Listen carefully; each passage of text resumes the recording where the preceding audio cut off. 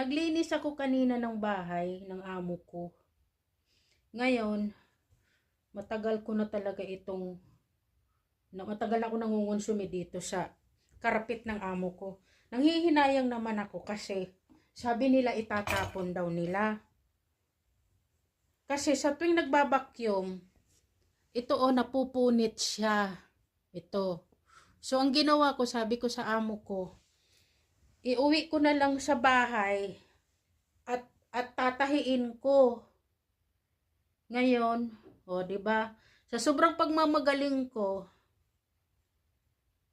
binigyan ako ng 100 euro. Ilang oras ko lang naman to tatahiin. Magkano ang 100 euro ang palit? 'Di ba? Nasa 6,000 peso. Sabihin na natin na 5 oras kong tahiin ito. 'Di ba? Pera pa rin. Ganun lang, racket-racket lang. Para kumita.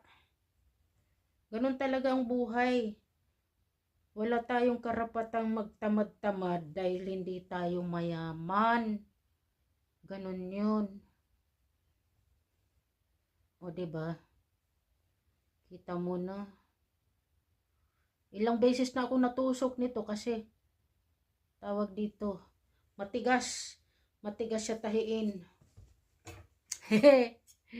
Ganun lang talaga ang buhay. Sa sobrang tuwa ng amo ko, kasi itong carpet na to, galing pa to ng Greece. So, nakita ko na mahal ng amo ko, kaya sabi ko, Madam, iuwi ko na lang sa bahay at tatahiin ko. Ngayon, tingnan nyo naman ang sinulid katataba. So,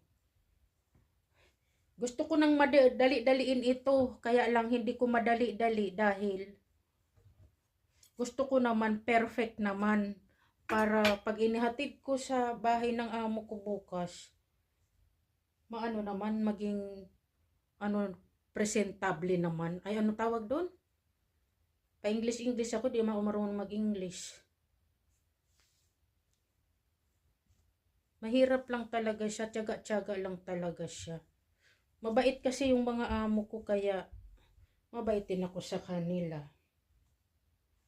So, yun lang. Tuloy muna ako ng tahi mga palangga, ha? Bye-bye!